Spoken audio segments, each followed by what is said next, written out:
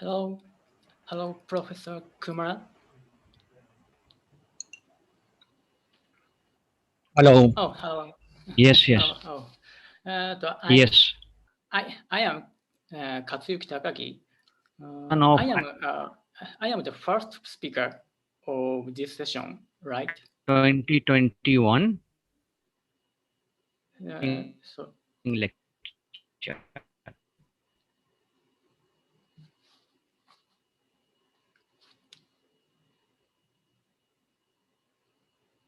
is Professor M. Sasidharan, SRM Institute of Science and Technology, Technical Lathur. His research interest is development of catalyst, electrochemical energy conversion,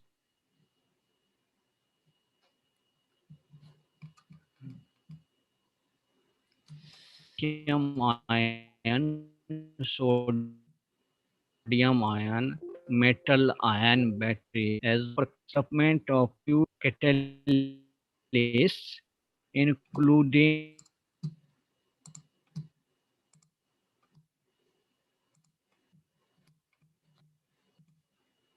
fellowship chemistry from CSIR government of CSI UGC NET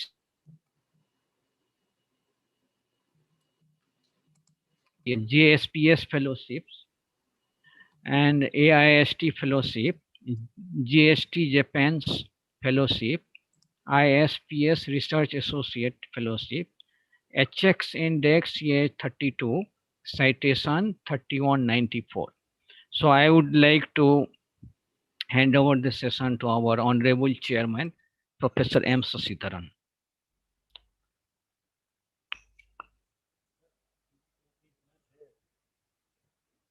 Is Professor Sasidharan is there?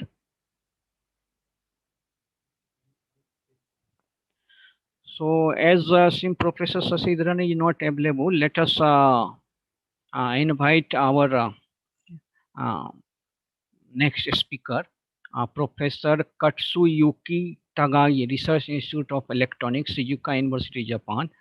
Today he'll talk. Okay. So Professor Sasidharan, our chairman, is now joining. He'll read for you all this.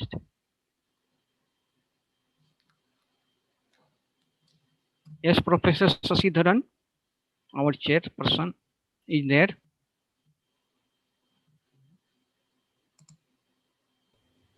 Am I audible, sir? Yes, yes, Professor. Yeah. So you take a session? Yeah, yes, sir, yes, sir, yes, sir. Yes, sir. So shall we? Are you ready? Yes, sir. This is okay. lecture 37 is first.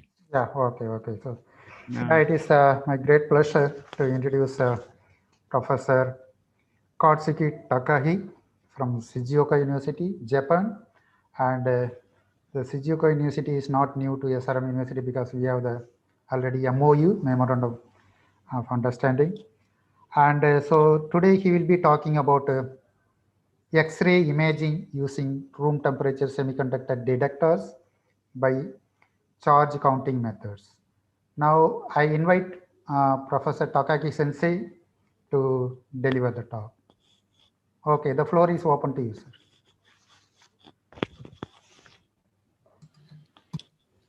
thank you for introduction of me.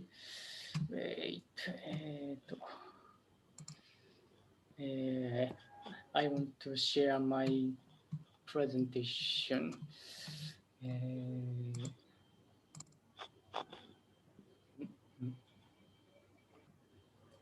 you see my? Yeah, it is. Yeah, it is clear. Yeah, it is same. Yeah. In full screen mode. Yeah, yes, full screen. Okay, okay. Thank you very much. Yeah. Okay. So, thank you for introduction. I am Katsuyuki Takagi from Shizuoka University, Japan. Today, I would like to talk about X-ray imaging using room temperature semiconductor detectors by charge counting method.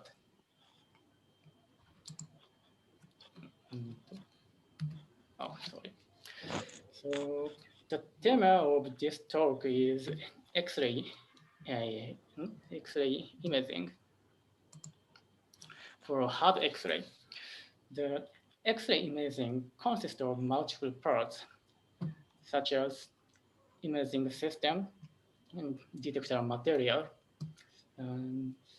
readout architecture, and image processing. Also, each part has multiple topics. So there are multiple imaging systems. Radiography is taking a 2D image. The line sensor takes continuous image by moving objects. And computed tomography is known as CT. It generates 3D volumes by rotating the imaging system. For the detector materials, there are multiple materials, such as gas, scintillator, and semiconductor detectors.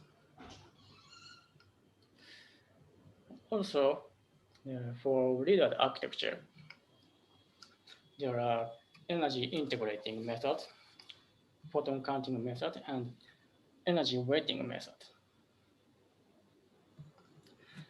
And for image processing, there are topics as research areas, such as contrast improvement, edge detection, and surface reconstruction. So there are many research topics in the X-ray imaging field. So this talk focuses on this theme shown as red text. The main theme is readout architecture. That is a kind of photon counting method. And the radiation detector is premised on compound semiconductor detectors. So this is outline of this talk. First, I would like to explain about readout architecture, conventional readout architectures for semiconductor detectors, mainly energy integrating and photon counting. Next, I introduce a new readout method called charge counting in this talk. Finally, experimental results will be shown to confirm the proposed architecture. Then cadmium telluride and thallium bromide are used as semiconductor detectors. So here is the simple setting for X-ray imaging. The X-ray is output from the X-ray tube. And the X-ray penetrates a target object. And the penetrated X-ray is measured by an X-ray detector. Here, the X-ray imaging sensor is shown as a semiconductor detector. The semiconductor stops the X-ray and converts it into electron and hole pairs. That is charge signal. The charge is measured by the readout IC, and pixel values are generated on each pixel on the readout IC. So we will get a black and white image like this image.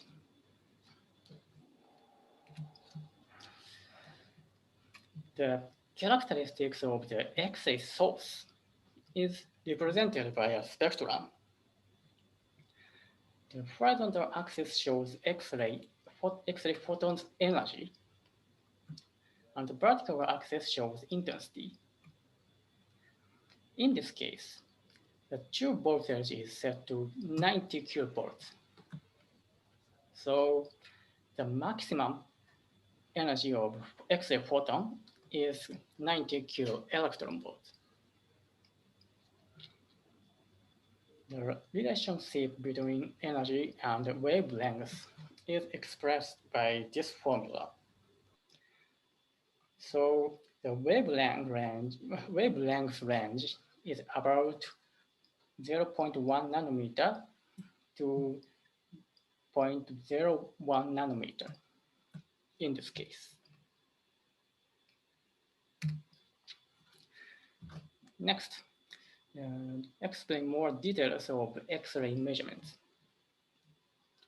The X-ray source has a spectrum statistically, but each X-ray photon comes at random. The right figure shows an example of photon events. The horizontal axis shows time, and the vertical axis shows charge. Usually, signal stays at the baseline with noise. And these charge pulses show X-ray photons events. And the pulse height is proportional to photon's energy. So if readout circuit integrates charge, so add charge, add like this, then the total charge can be measured. This is the same behavior as the photocurrent measurement shown at the top. And for visible light, photoconductor is photodiode, and the input photon is optical photon. On the other hand, diode is X-ray detector.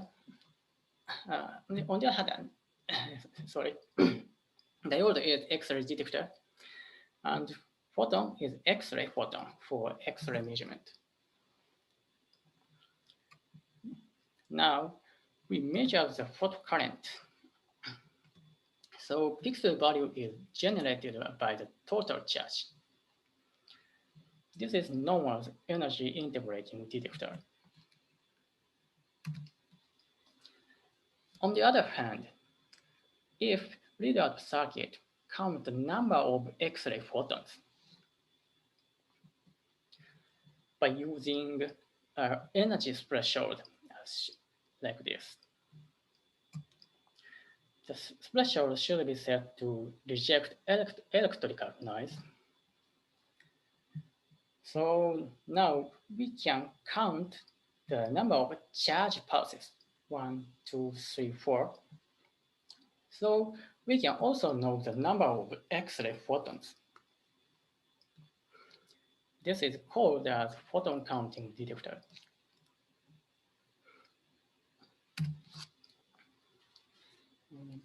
The spectroscopy is another popular measurement. This method is almost the same as photon counting detector, but stores energy information of each photon event by measurement pulse height. The charge pulses correspond to the output of the integrator on the right figure. Usually, the output signal, output pulse is shaped by bandpass filter to improve signal-to-noise ratio. The frequency band is limited for SN performance. So this readout architecture is specialized in pulse height measurement.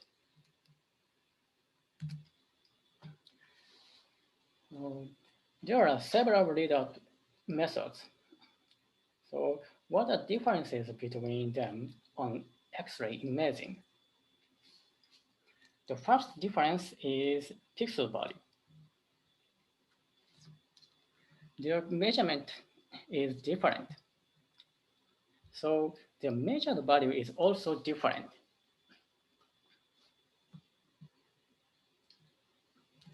Probably you can see the difference on the enlarged images. The left image is taken by energy integrating detector. It seems to be more translucent than the right figure taken by photon counting detector.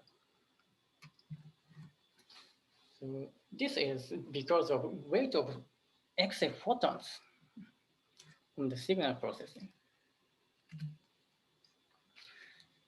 The X-ray source is the same on both methods, but its influence is different on each signal processing.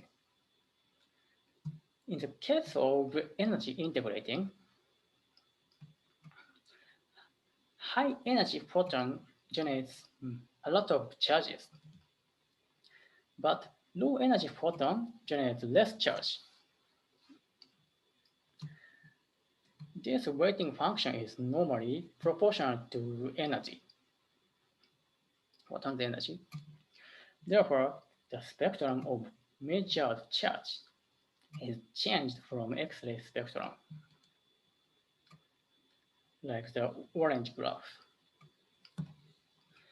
Instead of that, in the case of using photon counting, a low energy photon is measured as one count, and a high energy photon is also one count. So all weights of photons are one. And here LLD is lower level discriminator. That is an energy threshold for photon counting. So the weighting function is one of the differences of the readout methods. Another difference is speed of signal processing. The timeline of X-ray measurement is shown. A lot of X-rays are irradiated and interact with the detector. So detectors output many the charge pulses. Then, so energy integrating detector defines a frame period to integrate charge signal. Photons are measured as a group of charge in a frame in this method. However, we know that X-ray photons can be counted by using faster signal processing, like the bottom figure. So the time scale of signal processing is second difference. Therefore, readout architecture of photon counting requires more power for faster speed.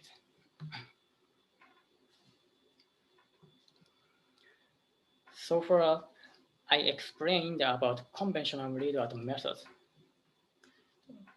Next topic is our proposed readout architecture. The photon counting is faster than energy integrating.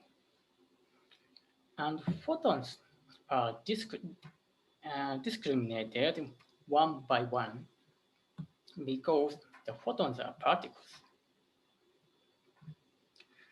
Now, if we focus on one charge pulse, this is a group of a lot of charge. And the charge is also a particle whose minimum unit is the elementary charge. So if we make signal processing faster and faster, charges should be discriminated one by one. The elementary charge is the smallest particle in the X-ray measurement with the semiconductor detector. This is closer to the principle of particle measurement than conventional methods. So we started to study on this method. This is a concept of charge counting, the proposed method. The charge consists of electrons and holes, and the charge is a particle whose smallest unit is the elementary charge. Then, if each charge is discriminated in time, the readout circuit can convert the charge into data simply by determining the existence of the elementary charge. The figure shows the concept in the ideal case. A photon generates multiple elementary charges,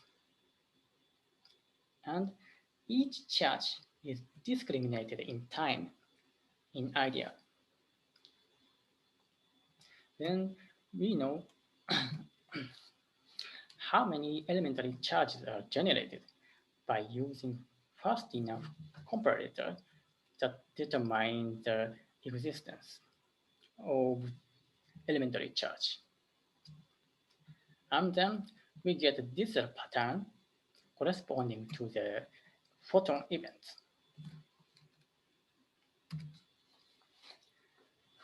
This is one of circuit implementation to do charge counting. The input charge Q in is from semiconductor detector, and it is integrated by the integrator. The output of integrator Vint corresponding to the collected charge. The comparator determines the existence of the charge in the integrator. If the charge is detected by the comparator, the charge injection circuit on the feedback loop removes the measured charge from the integrator.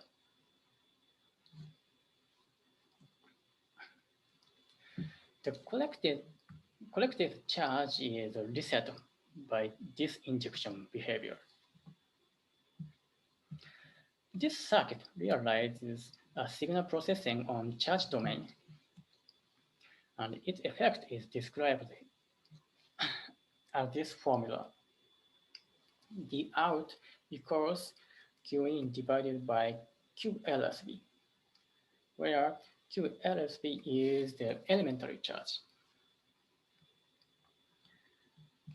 In the ideal case, this circuit works as the left figure. This circuit works, sorry, the charge generated by X-ray photon is discriminated in time, and they are detected one by one by using this circuit. But of course, this is quite ideal case. So the real situation is shown as the right figure.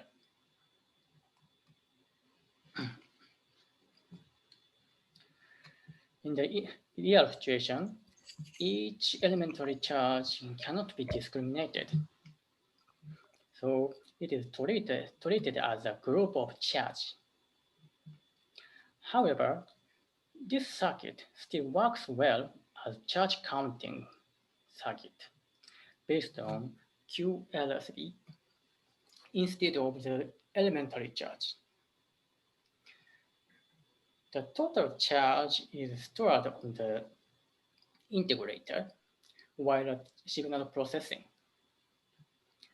The charge injection on the feedback is performed multiple times. Here, so 1 to 3 times injected. And then we get the same result of D out as the ideal case. So this circuit is a type of charge to digital converter. And its output pattern is encoded by pulse width modulation, PWM. You have 3 minutes, Professor. Sorry? Three more minutes. Sorry. Okay. Thank you. Sorry, speed up. So here are conversion examples. So 1 unit charge convert to 1 pulse, and 2 unit charge convert to 2 pulses. And so n times the unit charge is converted to n times pulses. So the next introduce the implementation of this circuit for X-ray imaging. The front end is the same as the last circuit. And the data compressor is added to convert the PWM digital code, the out, into pixel value. The out is decoded by decoder, and the digital signal processing DSP block emulates readout architectures such as energy integrating and photon counting. So the main advantage is digital controllability. The circuit works digitally from the beginning. The charge counting is performed by QLCB, and the operation is performed step by step based on digital clock. And signal processing after comparator is completely digital implementation.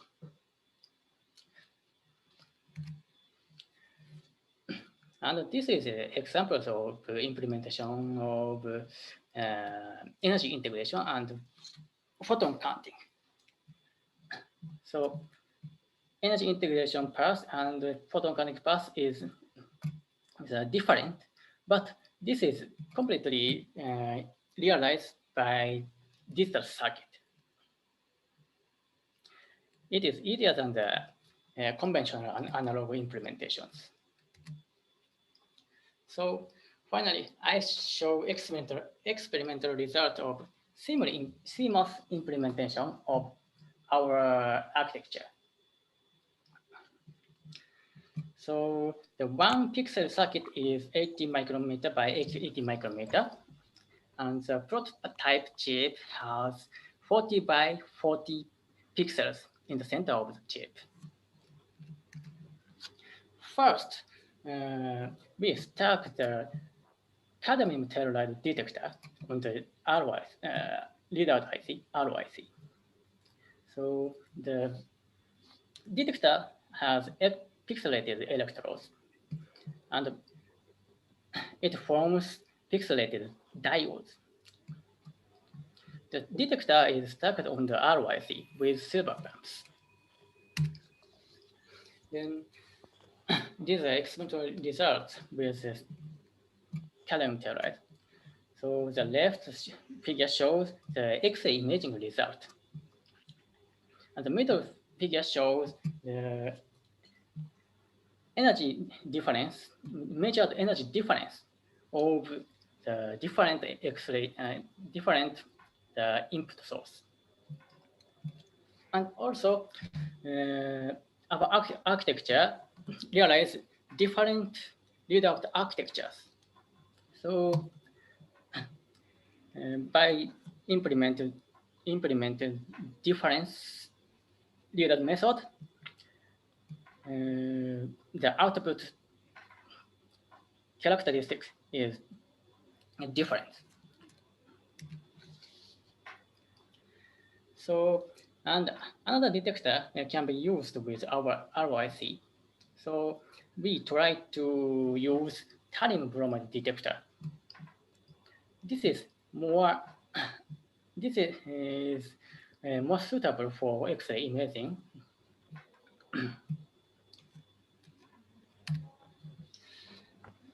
So our ROIC circuit is again. So for supporting thallium bromide properties. The signal processing time, shown as T6, is set more slower. So signal processing time is longer than cadmium telluride case. And this is the structure of thallium bromide imager. The thallium bromide has one plate electrode, but opposite side has no pixelated electrodes. And then the thallium bromide is stacked on an ROIC and bonded with silver bumps. These silver bumps connect the ROIC and the detector electrically, and they form pixelated electrodes on thallium bromide detector. So the first imaging result is has many dead pixels because of the detector's roughness of detector's surface, and we can improve the flatness. Then now we can take the second image. By using this improved imager, we tried to take an X-ray chart. This chart is made by lead, and the thickness is 0.1 millimeter. So our imager is smaller than the depth chart, so we move the detector like the line sensor to scan this chart. And the result image is shown, and this here. So our imager has 80 micrometer pixel bits. So its next spatial frequency is about 3. So the target slit, what we want to see is 3. Now we can see the slit clearly on the taken image. And more fine pitch slit 4 and 5 line pairs per millimeter also can be seen. So these are the first results in the world by using thallium bromide detector with small pixelated electrodes, less than 100 micrometer pixel pitch. And we have confirmed another physical properties of thallium bromide called as polarization phenomenon. So while long-term operation of imager with thallium bromide detector, the first image is so clear, but after 16 minutes, long time operation after, so the imaging property is degradation. Sensei, so you completed your time. Okay, so and also and we confirmed the recovery effect of the polarization phenomenon. So okay, sorry, skips. Okay, let's conclude. So we propose the charge counting readout architecture for X-ray imaging, and we demonstrate the X-ray imaging with our proposed architecture and confirm the principle of our charge counting method. Thank you. Yeah, so thank you, Sensei, for a very nice talk using for X-ray imaging by charge counting method using semiconductor detectors. So is there any quick questions from the audience? One quick question.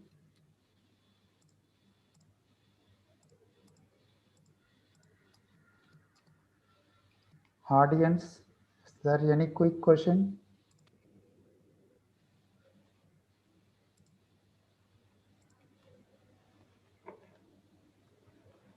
Okay, sir. Sensei, I have one question. Yes. What is the key difference between X-ray imaging and electron imaging?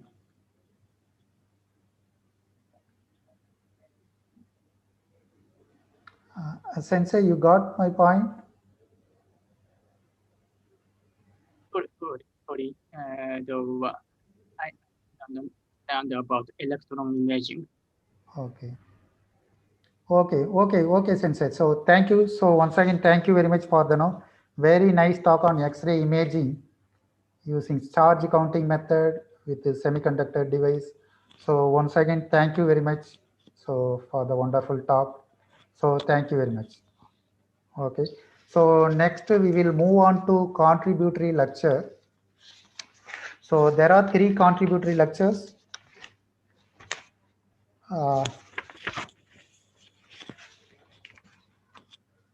Okay, so the contributory lectures are here. So can you share the first one? It's called 76 by P. Nagaraja. Mr. P. Nagaraja. So Sandeep, I have to share the slide. What about they will share? Hello. We have already shared screen. You are shared already. Yes.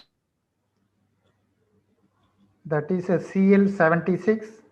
I'm talking about Nagaraja. Everyone, please allow. Yes, we have shared already a screen. Okay. But I don't see the. Yes. Yeah, good evening, sir. Yeah. Where is your what is Presentation. yes.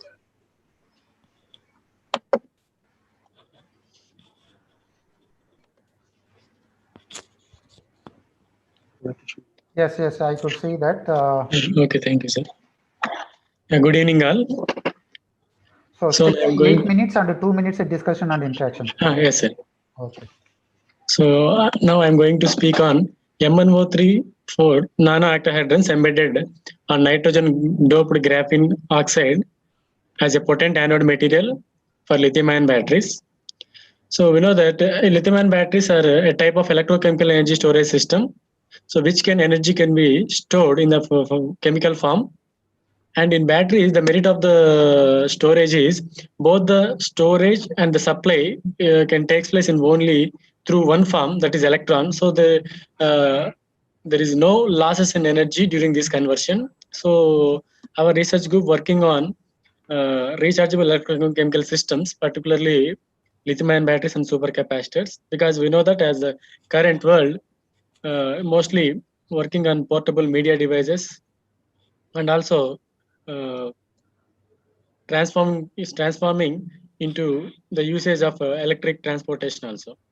So broadly, electrochemical energy storage systems may be classified into 2 categories: supercapacitors and lithium-ion batteries.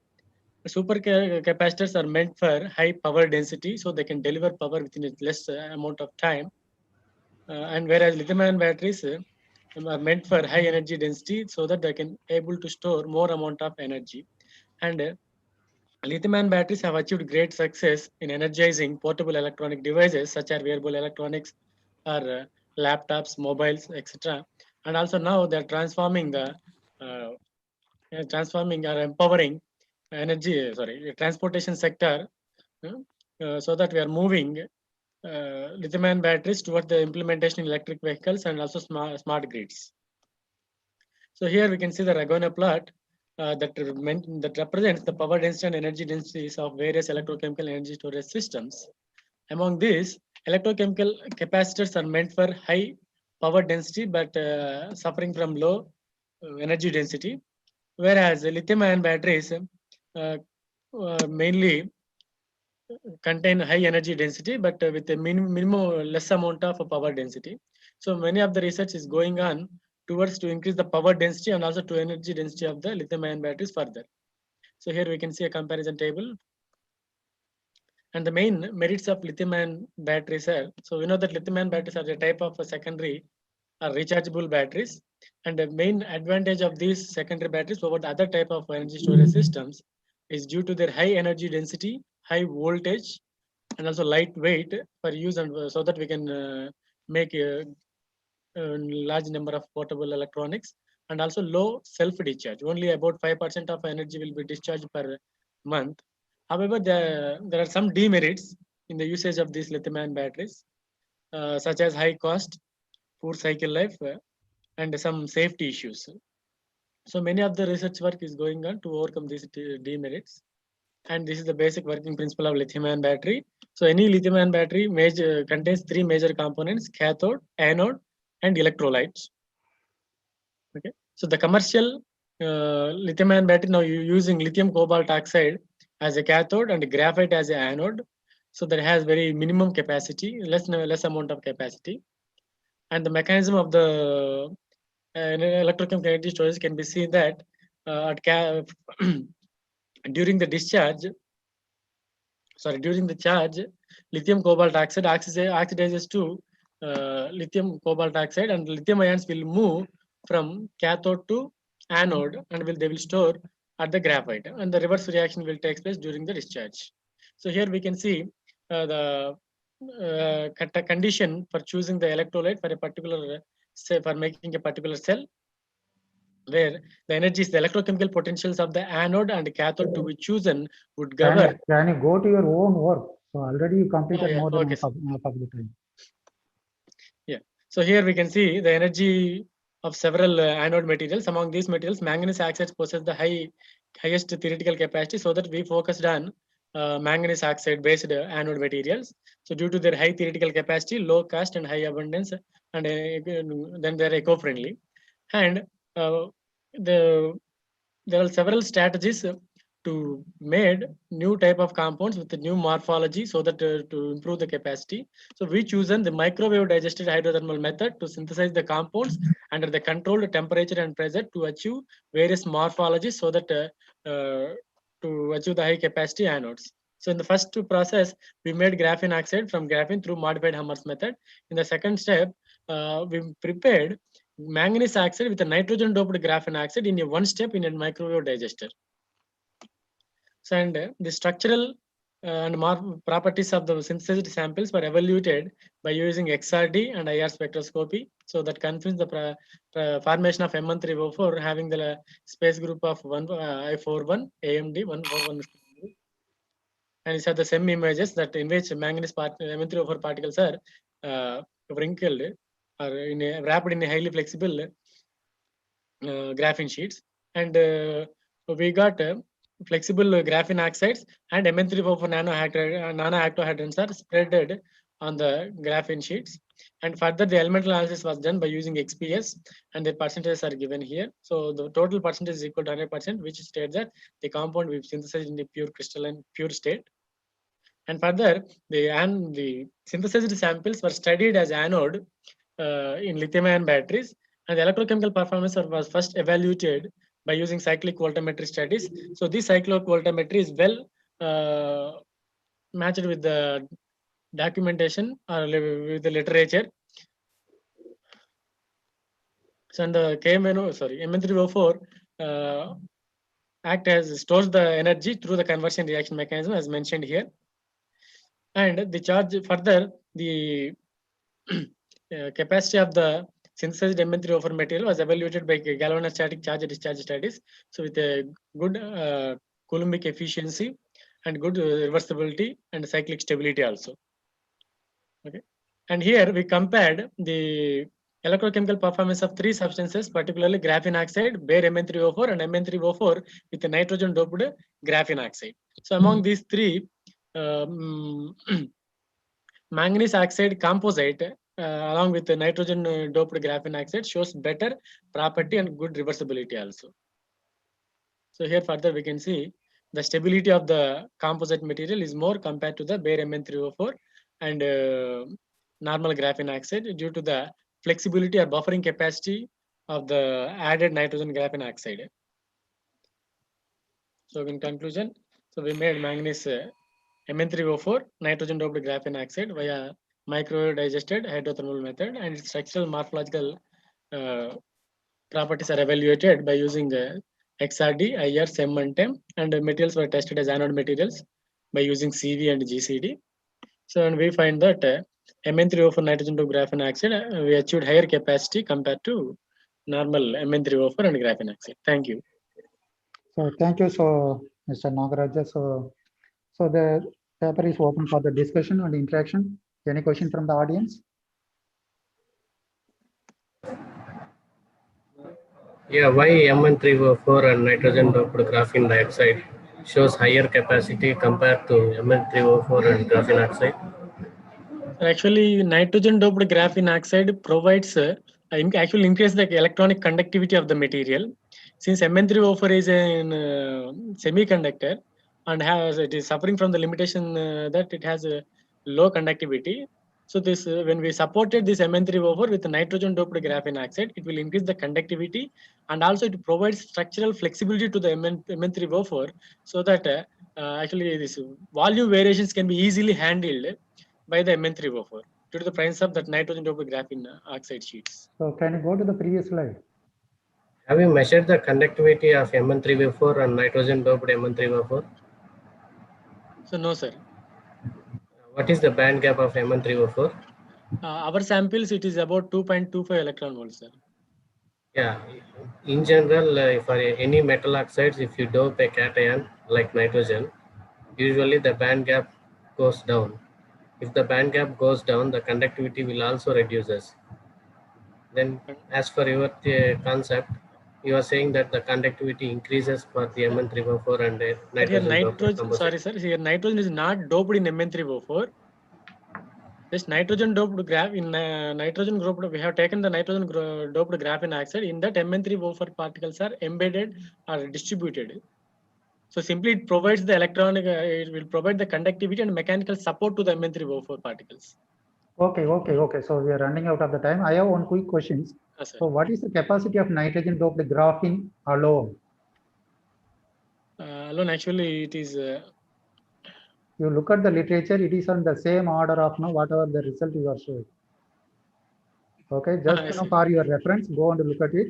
Yes, sir. So nitrogen doped graphene itself as an anode material, just look at it. Okay, sir. Okay, so thank you very much. So the next so you can leave. So you can close your PPT. Yes. So the next contributed lecture is novel multivalent perovskite anode for calcium-based air battery system. From what is called Sridhar Pandey Madhu, Brinda Ramasubramaniam, and Nartana Kandasamy, and the presenter is Brinda Ramasubramaniam. And they are from Coimbatore and Center for some Pondicherry University and KSR College. I think the presenter is from the Pondicherry University. So now I welcome Brinda Ramasubramaniam to share the slide and present.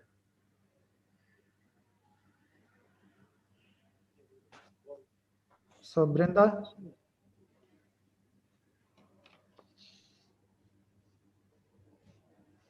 Are you there? Brinda Ramasubramaniam from the Center for Nanoscience and Technology, Pondicherry University.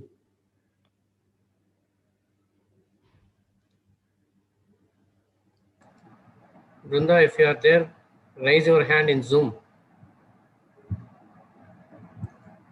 Please share your slide. I think the speaker is not there, sir. Speaker We is can not move there. to next. Okay, the next title is ultra-low phonon thermal conductivity and the role of oxide impurity. Dislocation in nanostructure, N-type selenium-doped bismuth telluride. Okay, the presenter is Rabaka S.C. Bose. Okay, so Rabaka is there. Rabaka S.C. Bose from Department of Physics, Indian Institute of Science, IISc Bangalore. So Rabaka Bose from Indian Institute of Science. Bose. If you are there, please raise your hand in Zoom app.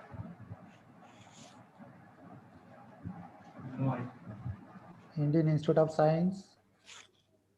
or anyone from the group? Dilip Kumar Meena, Paolo Mele, K. Ramesh, anyone is there?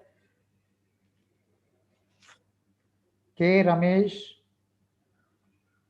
Paolo Mele, and Dilip Kumar Meena, and Rabaka S.C. Bose. Anyone?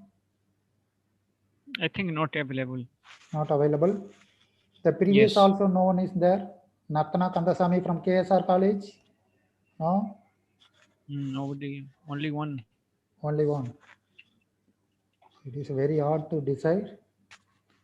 Okay. Okay, so what shall we do? Sandeep and who is the with me? Alok is there. Yes. We can wind up. We can wind up. So let us close this session with thanks to our chairperson for nice and good processing of this session. Okay, so I will give the thanks, on behalf of, so organizing committee, ICON, and also the behalf of SRM IST Institute of Science and Technology. And I thank all the participants and my colleagues from the various part of India. So we will join again tomorrow. Okay, thank you very much, and thank you one and all. Thanks, sir.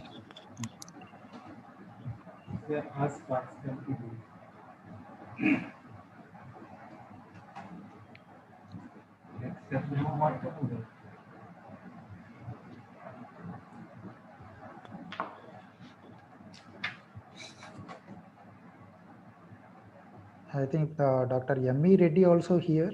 So I think there are some kind of very good peoples are there attending. I don't know 2 more talks. What the peoples know what happened. It's happening, sir, Professor. Even some people we saw that they are not presenting. Yeah. I think we should have allowed few more minutes for the Japanese professor. Anil sir, please unmute Dr. M.V. Reddy. He's raising the hand. Yes, Professor is raising the hand. Yes. So, do you have control? I don't have the control for Yeah, I tried. Now it's working. Hello.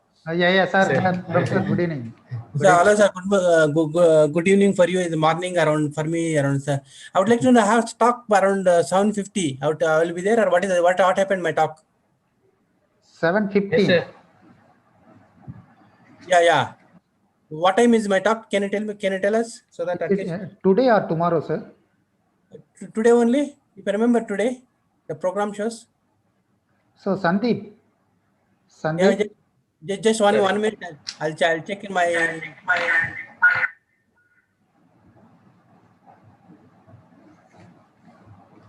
So where is our professor talk? Sandeep? Sir, Professor, we are checking, sir. We are checking the booklet. Wait, sir. Please. Okay. Please check. Yeah. Sorry for the Yes, sir. Your stock is at 620, sir. Okay. According to IST, 620. 620. Which session? 5G, sir. Next section it will start at 1750, and it will go up to 1840. Okay, 1750. Yes, sir. So it's the same.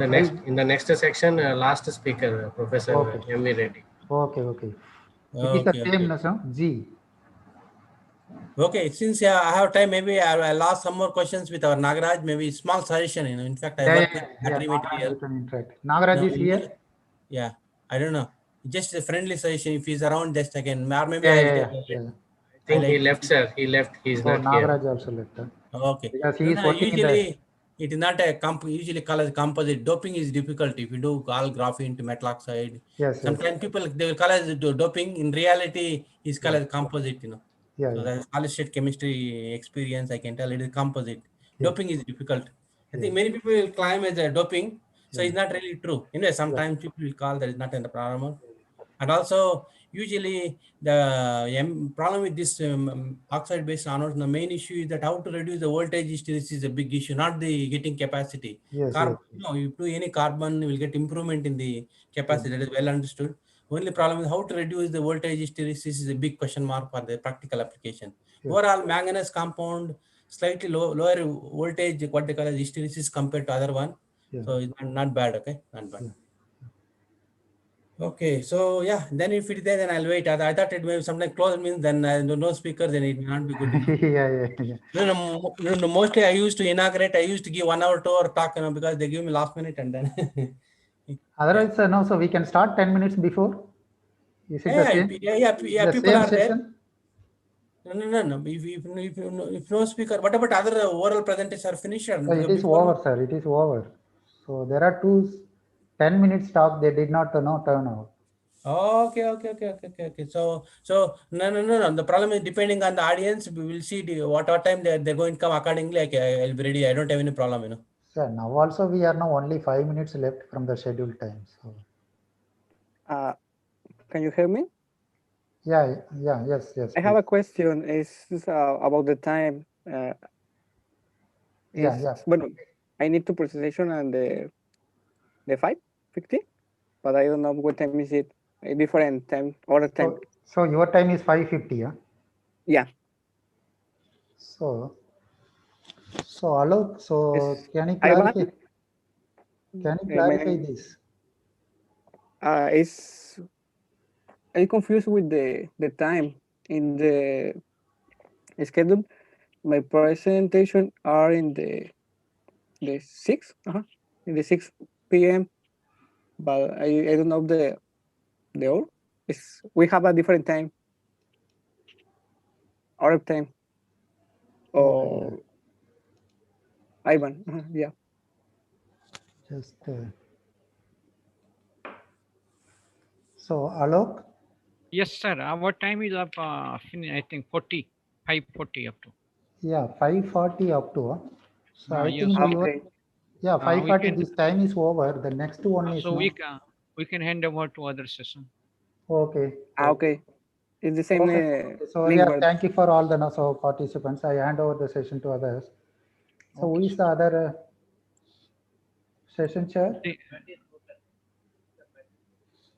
The session chair should be there inside by the time. Okay, thank you. Maybe another 5 minutes. 5 minutes is there. So.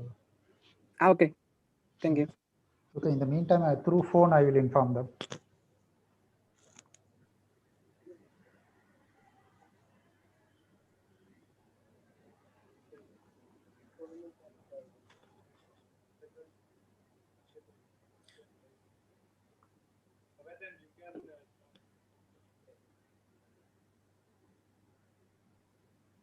So, hello everybody, can you hear me? Yes, sir. Okay, so my name is Matthias Opel and I will be the next session chair. Okay. Session starts in 5 minutes, is that all right? Yeah, it is fine. So 5 minutes before you are starting. Okay. Yeah, and do we have 3 contributed talks and 1 invited talk, or what is now the schedule? Yes. It is a 3 contributed talk and 1 invited talk. Okay. And we start in 5 minutes, is that right? Okay. 5 minutes முன்னாடி வந்து ஆரம்பிக்கலாமா ஏனா ஒரு talk வரவே இல்ல ஓரலுக்கு. Hello, good morning, Mathis. I'm Dr. Reddy speaking from Canada. Hello. I think it is not the foreign speaker. Yeah, foreign speaker here. So I would like to know, where are you from?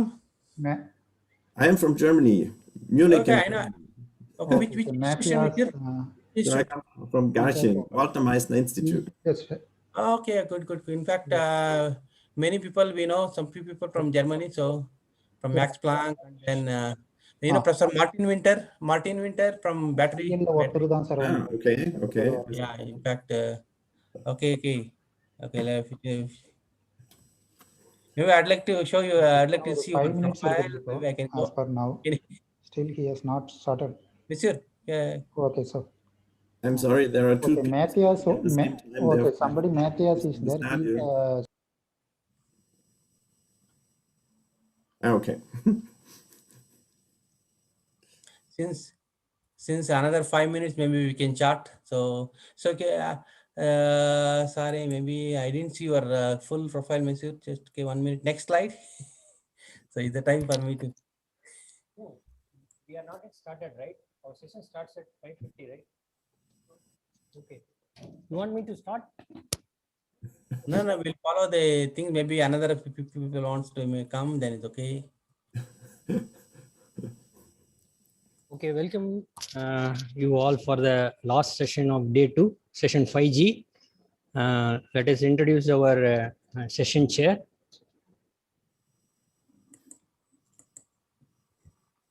So for this last session, our session chairperson is Dr. Matthias Opel from Walter Meissner Institute for Low Temperature Physics, Germany. His research interest is magnetism and spintronics and thin film deposition. His awards and achievements, he was elected representative of the scientists in the future board of the Walter Meissner Institute, elected member of the 4% spokesperson for full-time scientists at the Bavarian Academy of Sciences. So in this session, we have 3 contributory lectures and 1 invited lecture from Dr. M.V. Reddy. So now I hand over the session to the chairperson, Dr. Matthias Opel. Yeah, thank you very much for the introduction. And I also want to welcome all of you in this session. And it is a great honor for me to chair this session at the ICONN-2021 conference. I'm sorry that the conference is not on site. I would like to have traveled to India to see you all in person, but due to the coronavirus, this is not possible. And therefore, I stay in my home apartment here and try to chair the session from here. So a very warm welcome and good afternoon or even good evening to India. Here it's still afternoon, but it is already evening in India. We will have 3 contributed talks in this session and 1 invited talk. The time for contributed talks is 10 minutes and the time for the invited talk is 30 minutes. And please allow some time for discussion. So end your talks some minutes earlier after, such that we have time for a discussion in the end. So the first contribution is a work which was done at the Department of Physics at the Presidency University College Street in Kolkata. The title of the talk is Modification of Transport Properties with Graphene Oxide Reinforcement in Titanium Dioxide Thin Films, and the work will be presented by Mrinmoy Chakraborty. So can the speaker share his screen, please? Yes.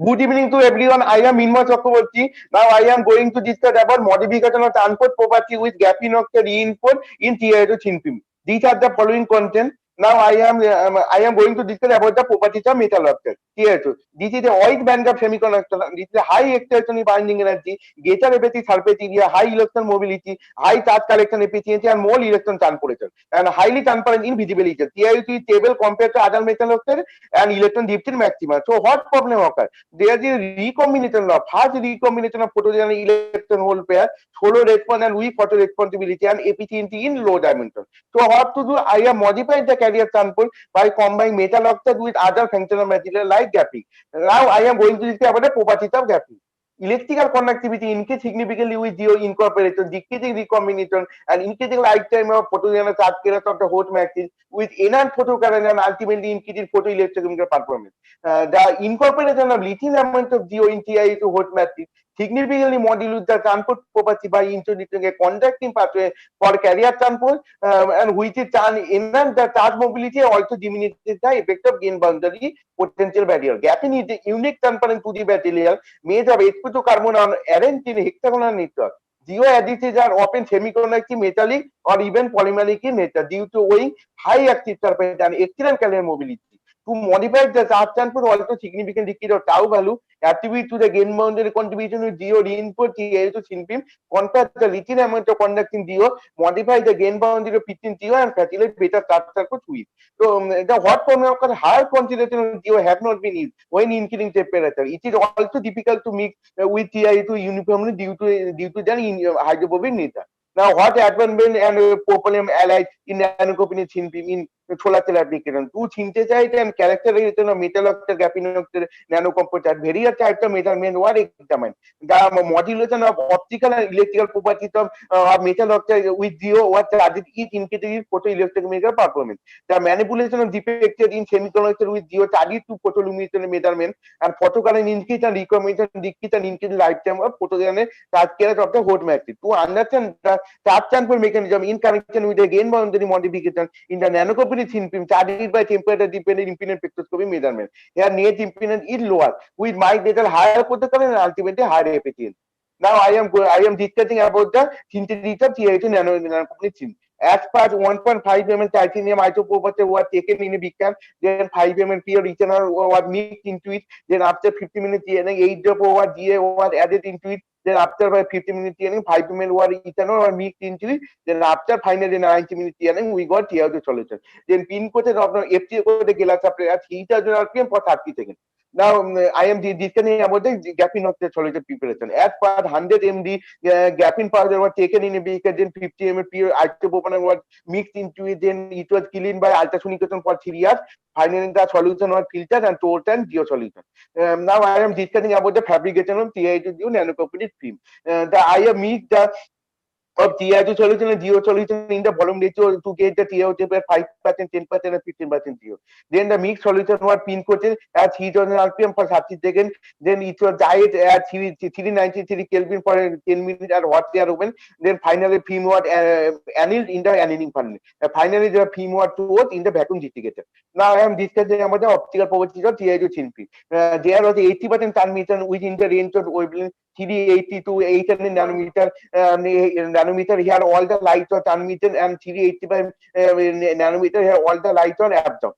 This is contributed to the band gap of TiO2. There is no significant change in the transmitter vector of TiO2 when small amount of TiO have been incorporated. However, TiO2 lose some of its transmittivity and indicating band gap lowering. So the band gap reduced to 3.3 electron when it is 15% TiO.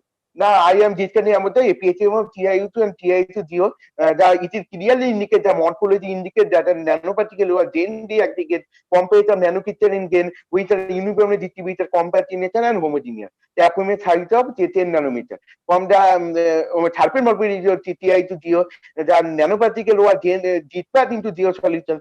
A homogeneous and stable TiO2 geo suspension with strongly curving interface or form. I am discussing about the exergy of TiO2 and TiO2 geo. From the exergy of TiO2 geo, there is no effect of geo. Since geo concentration is zero, when compared to geo, the same peak of TiO2 geo rutile peak is retained, also slightly late intensity with more bottling. The bottling of the exergy play attribution and nanocrystalline nature of the film. The exergy pattern of TiO2 film indicate one bot peak 2 theta equal to 25 degree due to reflection of 1 0 for rutile peak of TiO2. Now I have model and feature impedance data by EI spectrum analysis software, and we got the values of all circuit components R1, C1, C2, and we calculate the time constant. This is reduction of time constant. Now, from the temperature dependent impedance spectroscopy impedance fall with increasing frequency, also impedance fall with increasing temperature. At low frequency impedance in few tens of kilo after a certain frequency, there is a rapid fall in impedance. Also, it attains the saturation and high frequency region, which can attribute to the capacity condition. The gain boundary condition is modified by the introduction of geo. Geo incorporation also lowers the total impedance. We might get a higher photocurrent and ultimately higher efficiency. From the temperature dependent Nyquist polos and the compact impedance can be reached in a theoretical J prime and J double prime. And on the Nyquist polos is also variation of imaginary path of compact impedance to the real path of impedance. Arc of those semi-cycle having a decreasing tendency with increasing temperature. These polos are featured experimentally with series combination to active parallel circuit to acquire the information about gain and gain boundary. Here using parameters two electron term tau and tau is calculated. Here we also calculate the capacity if the gain and gain boundary due to polarity or charge particles here. Now I am going to discuss about the variation of temperature dependent dielectric constant dielectric loss.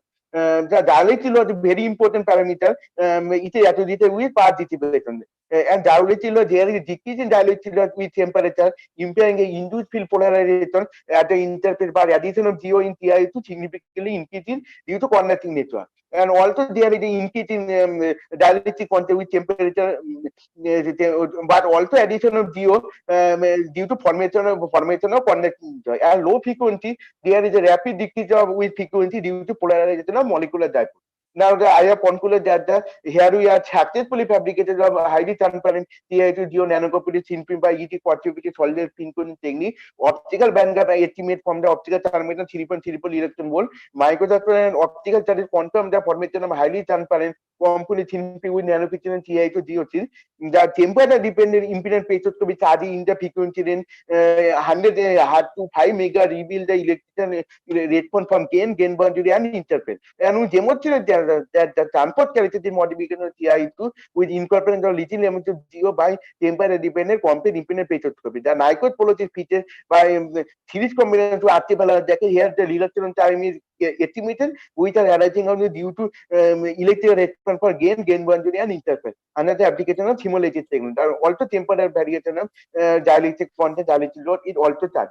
Mr. Chakrabarty? I would like to thank to UDC, Government of India, for providing a research fellowship. Also, I am grateful to my guides and all other research scholars for financial support to carry out.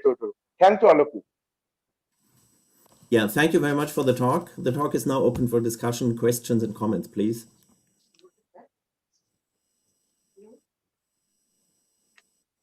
I have a small suggestion. Maybe I'm okay. I'm not really expert. I'm still talking about just regarding impedance. Do you think so? Like by seeing the impedance signal, like noise was a little. What they call I'm expecting some noise. That is due to the contact problem. That is due to noise, due to noise due to other defect, other lattice defect, and due to other environment effects. Okay, so anyway, overall is a nice physics in terms of physics, and then chemistry talk you collected is very good information. And also you have shown the dielectric laws. All this one is interesting. So just for curiosity, what is the how frequency, high frequency, or what is the frequency range you applied for your frequency 100 Hz to 5 megahertz. Okay, you know that you should be 5 the inverse. No, just I'm kidding. Okay, usually impedance response you record from high frequency to low frequency. That's why. Okay, don't confuse. Okay, usually yeah. At low frequency impedance in few tens of kilo ohm, at high frequency there is a rapid fall in impedance, rapid, and also is reaching the saturation, and high frequency region which can attribute to it to the capacity nature. Yeah, no. Why I'm telling you that usually while doing impedance measurement, you're going to fix the high frequency first and then go to low frequency. Okay, and how much? I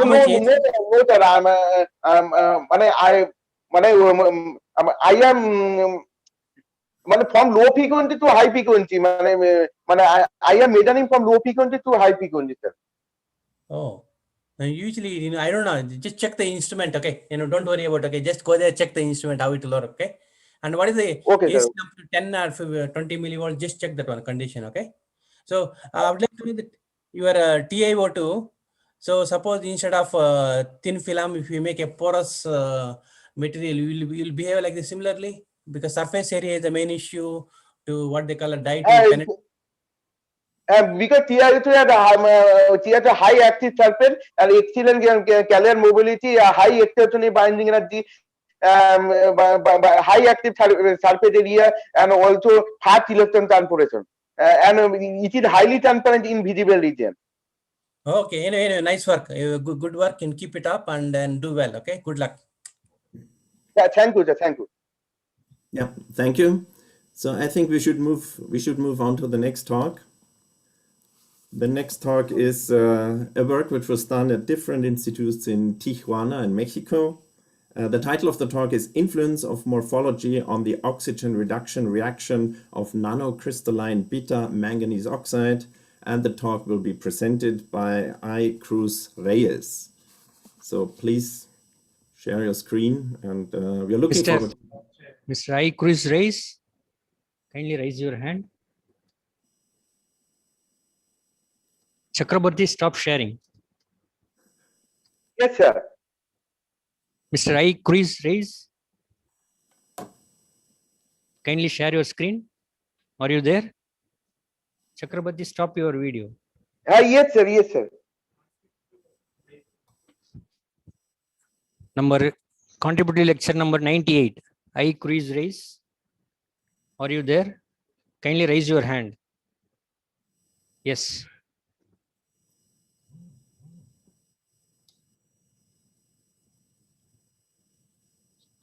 Is it Ivan? Yeah, sorry. Okay. What I mean. So can you share your screen, please? Okay. Can you see my presentation?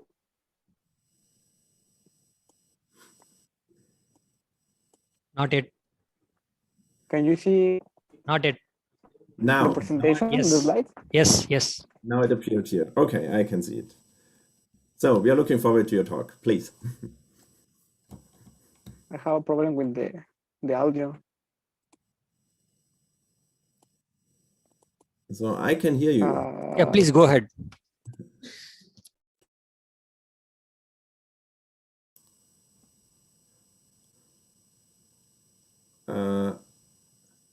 I quiz race.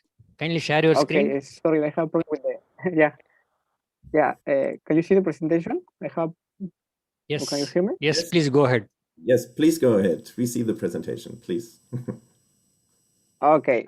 Well, the need for materials with higher energy storage and conversion capacities for various applications is a constant problem in materials and energy science.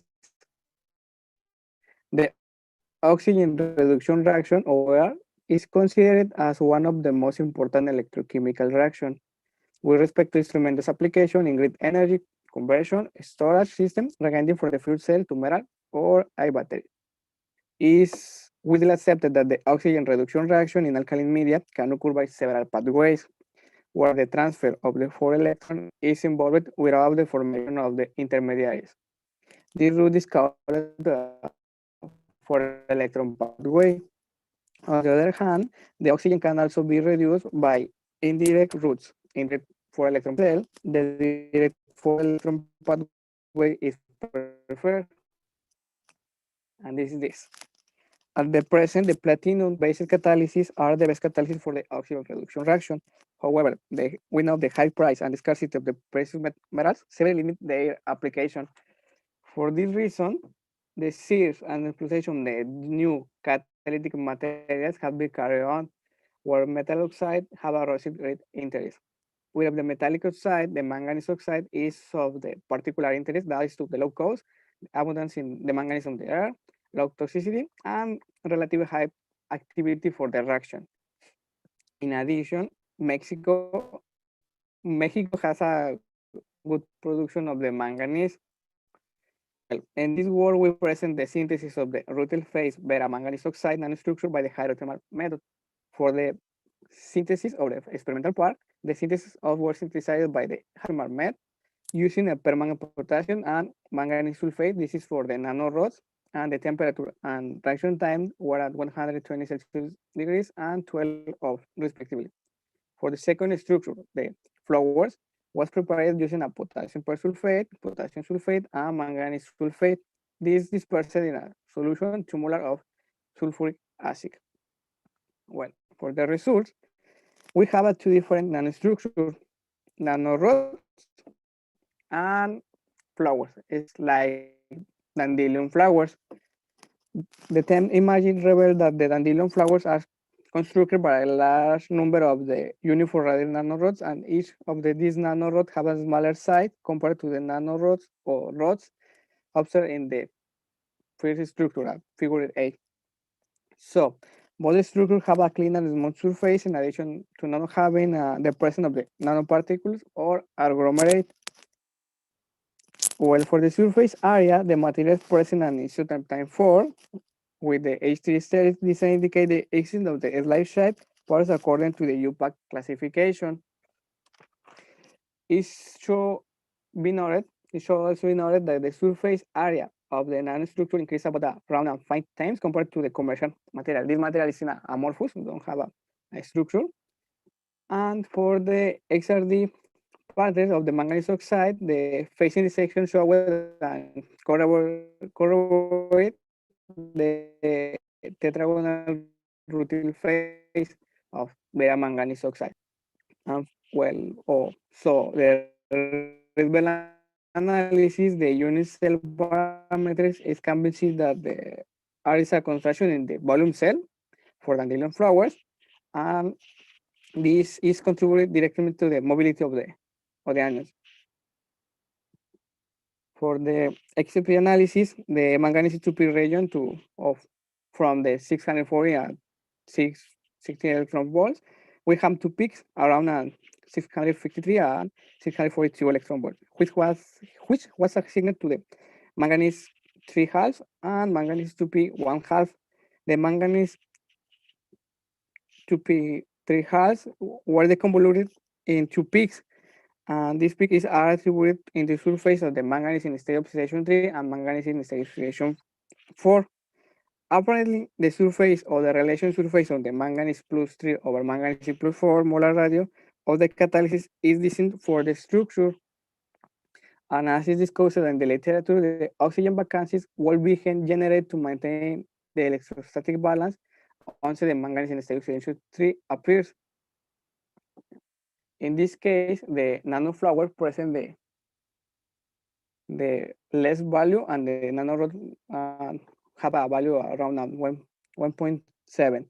On the other hand, for the 1s XP signal, this signal were the convolution in three compounds: the lattice oxygen, absorbed oxygen, and absorbed water.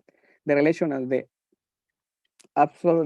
oxygen absorbed over oxygen, the lattice, is a measure of the oxygen species mobility. The surface oxygen species have a higher mobility than the lattice oxygen, and the higher surface oxygen concentration usually leads to better catalytic performance. It's reported in the literature that when the relation of the manganese, the catalytic activity or the reaction proceed by a 4-electron pathway. Finally, we can see the polarization curve for the oxygen reduction reaction of the nanostructure of manganese oxide and 1600 revolution per minute in a solution and 1 molar of the sodium hydroxide. It can be observed that both nanorods and dandelion flowers have a good catalytic activity. The activity of the dandelion flowers is bigger than the nanorods. The amount of the peroxide decrease for the nanorod morphology, and both materials follow a direct 4-electron pathway. In conclusion, we have two different structures by hydrothermal synthesis, and both structures have a clean and small surface. The dandelion flowers have a crystal size around 74 nanometers and a good radio of the manganese plus 3 over manganese plus 4. Both structures have a root for the 4-electron for the oxygen reduction reaction. And finally, I want to thank my thesis director and Centro de Graduados de Investigación en Química, CONACYT. Thank you. Thank you. Yeah, thank you very much for your talk. The talk is open for discussion. Questions, comments, please. Yes, please, Dr. Reddy.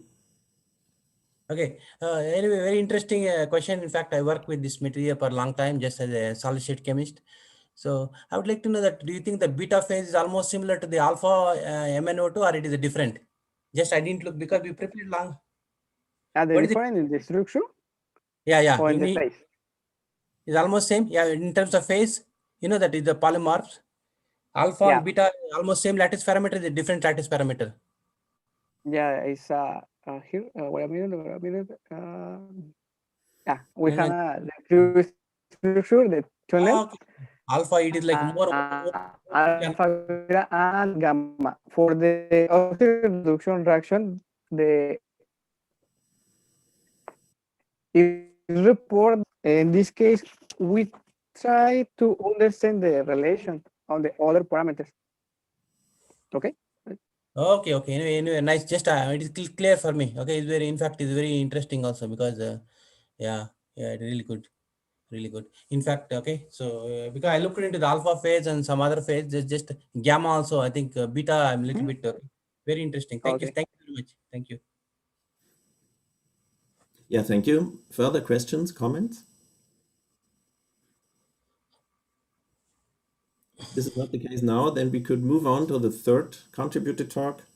This is a work which was done at IIT Bombay in Mumbai in India. And the title of the talk is Synthesis and Characterization of Graphene Composite Foam. And it will be presented by Himanshu Ratore.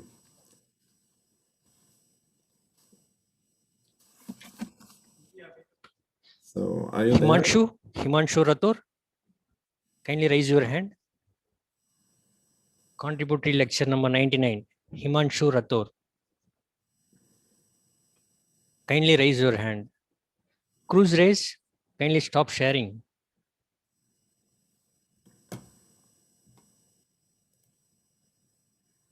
Cruise race, kindly stop sharing. Himanshu Rathore. Himanshu Rathore, contributory lecture number 99. Himanshu Rathore, kindly raise your hand.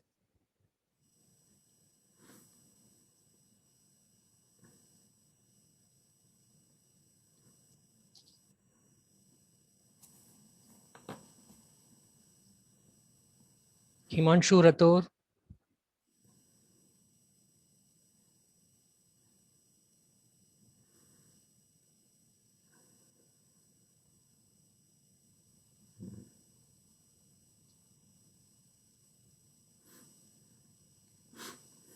I think the speaker is not available, sir.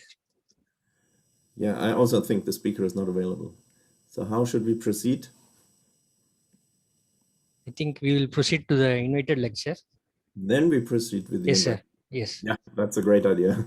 So, since third contributed speaker is not here, it's a great pleasure for me to welcome the invited speaker for today. This Dr. Reddy from the Institute of Research Hydro in Quebec, the Research Hydro Quebec Institute in Canada. And he will give an invited lecture today at the end of this session. And the title of the lecture, where is the title of the lecture? The title of the lecture, I'm sorry, is Recent Advances on Materials for Energy Storage and Materials Recovery. So, Dr. Reddy, we are very much looking forward to your talk. Please. Okay, thank you very much, Chairman, for your kind introduction as well as a nice. In fact, thank you for your sharing your, especially your precious time to support our Indian conference, especially SRM. And thank you very much and namaste. So you to respect, okay. So since the conference organizer given some more 10 minutes, so I used to a little bit slowly try to impress some people. Already those people are doing the research, and at least I'll try to just before that, I would like to share my slides for 1 minute. Share my screen, full screen. So my slide is visible, sir? Yes, it's visible. Okay. Now it is okay? Now it's okay. Yeah, thank you very much. Okay. So again, especially for you, is good morning. For me, it's almost like 7 o'clock. It's better I'll note down my timing. So what time I would like to finish? So accordingly, I'll try to, I'll respect that. It is very important. What time I'm going to finish, sir? So is it 30 minutes? Yeah, that's fine. Okay. So shall I start? Okay. Anyway, again, thank you very much for kind invitation and introduction. Okay. So since I'm trained in the area of physics, chemistry, and material science, so also some small work we did with what they call the magnetic material. Just as I am a collaborator. Since my specialty I call as a lithium battery man. So since I work with a lot of materials, since due to time limitation, I am not able to talk too much on this type of the materials. So I briefly summarize some of the interesting points will be useful for the audience. So this is the outline of my talk. So you can see, in fact, yesterday some people are talking about in SRM, there is a lot of young researcher conference or something like that way. I can tell that This is not new for me. In fact, last 10-15 years I'm running with a lot of high school, starting from junior college, high school. In fact, I trained more than 200 people for the last 15 to 20 years in Singapore, as well as many students from India, nearly 15 to 20 and nearly 50 people from India with a lot of the different parts of the world. I trained them. The idea is that just share my knowledge in the area of material science and engineering. Again, I can tell that this is only what they call as the service to the community, especially just to motivate the young researcher to do research. That is our objective. And you can see that as your young students, people are presenting, they're also able to present in the prestigious conferences like Intel International Science and Engineering Fair. And some people went to Poland, for example, young researcher conference, or some people went to Japan, and then they're shown the capability. Just here you can tell that anybody can present, and then it is a way of learning. I think this is a good opportunity, especially for the young community. Those people are there. It's nice for us to contribute something. Again, these are small collaboration. In fact, different parts of the world. I think I also collaborate some work with Max Planck, and then UK, and then especially in Europe, and then France. In fact, my previous laboratory, and the different parts, especially India and different parts of the world. So again, in brief, I'm going to summarize what is my interest. I can tell that I work with mainly cathode material, especially lithium, and that is my hot interest. But we know that looking for new material is not so easy. We have to do a lot of time and energy. And sometimes parallelly, we look some of the other types, especially if you're nanostructured material, you can look into the different, starting from battery as well as solar cell, etc. Especially if you remember some, depending on application, surface area is a major role. That's why, so just some cases, I'm not really expert in all, some, especially solar cells, we used to collaborate, just make sure that some materials are useful for the application, etc. In fact, these are all my other interests. It's due to time limitation. I don't have time to discuss all the area. In fact, today I'm going to talk about a lithium battery energy storage. We know that presently, especially in all the people, there is a huge urbanization. There is a population, people are going from urban areas to rural area, especially now 50, it is 60 to 68 to 70% by 2050, in the sense that places like major cities, including Chennai and Bangalore or Madras or what they call Calcutta, different metro, including all big cities, they will face a problem with, especially in terms of sustainable environment, healthy lifestyle, and infrastructure. Again, the waste management and what they call a smart building and smart technology, etc. Again, since the material science conference, I can tell that materials will play an important role in the area of energy, environment, sensor, healthcare, again, water technology, etc. Again, if you take sensor, I think our chair has contributed a very interesting work, especially magnetic sensor. A lot of interesting people are going to contribute in this area. Again, in summary, I think the renewable energy, we can get different type of sources. I can tell that battery is one of the important sources, so I'm going to discuss the things. Again, it is interdisciplinary area of the science and engineering, materials, physics, and then electrochemical science and engineering. Again, it is very important, if you do any physical and electrochemical property or any properties, you need to look for the proper materials, and characterization also needed, and we have to understand the mechanism, especially in terms of the academic research, and to evaluate the materials. This one small slide, it will show that how the importance of energy. We can know the battery we can use for the, we want to store the solar energy or wind energy, or we run the electric vehicles. In summary, we can reduce the what they call as acid, what they call as CO2 reduction, etc. In fact, it's very important 2019 Nobel Prize done with battery chemistry, with well-known almost 98%, 99-year-old Nobel laureate was John Goodenough. He's working in the area of cathode materials, and then Fostan, and then okay. In addition to this, one more French chemist and physicist also will play an important role, contributing the rocking chair polymer concept. In fact, in addition to, after doing that one, is well-known group from Germany. In fact, my own, I think our known person, Professor Martin Winter group, are different. One of the well-known. I can tell that overall, some Germany also, they have a strong history in terms of solid state ionics, and especially electrolyte. I think they are a very original work. In fact, you can see that presently there is a lot of sulfide electrolyte, etc. In fact, original contribution from the Germany only. I can tell that still the France and Germany, they are the, in terms of now presently, they're in terms of original contribution, I think they are the top leading researcher, I can tell, in this area. So just one slide, I'm going to tell what is the meaning of how the battery it will work. So if you talk about cathode, there is a positive and negative is anode, and there is a separator to avoid short circuit. And usually, so we call it the positive means cathode lithium containing or sodium or anything you can do. Just if you want to be sodium battery, like sodium cobalt oxide, just I'll tell you what is the difficulty doing with the different type metal ions. Anode we use the lithium metal or sodium or potassium or graphite or LTO or metal oxide, etc. Charge we call as the oxidation or anodic scan or positive current. Discharge also we call as the reduction, cathodic scan, cathode and negative current, the cyclic voltammetry. Electrolyte we use some liquid electrolyte or ionic liquid or polymer and liquid solid electrolyte. In fact, this is a recent research area people are working. So just I make you one slide, how the principle of the lithium ion battery. I think all people are carrying mobile phone like this way, and there is the inside, there is a small pouch cell inside. I'll tell you how the battery will work. So it contains a positive color the layer type compound and a graphite or lithium metal. But during charge, what will happen? Lithium move from the one side, like positive side to negative side, where electron will pass to external circuit. So what will happen here? There is a cobalt is 3 plus is there to 4 plus.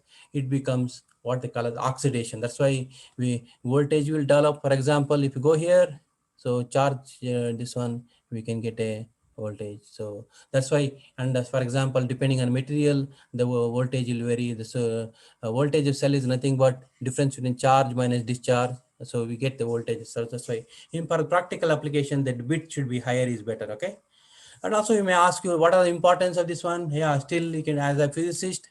And interestingly, for example, sodium cobalt oxide, very interesting superconductivity also we can do. For example, you prepare sodium containing compounds, you remove the lithium, remove the sodium or whatever it may be, you can do magnetic studies. Very interesting superconducting people have been already reported as fundamental science. Still there is a lot of what they call as, this is one area you can do a lot of physics, chemistry, material, only available facility, expertise are needed. Okay, these are the various type of mechanism. So in fact, you can see there's so many, because including our previous speaker talked about so many, for example, manganese oxide, metal oxide, it comes under conversion reactions or art of oxide. In fact, we summarized different more than so many papers. We'll look into this one. We can broadly classify 4 different type of mechanism. Among more popular is what they call as intercalation, deintercalation using commercial graphite and graphene. Graphite type material, or what they call as LTO, lithium spinel and TiO2.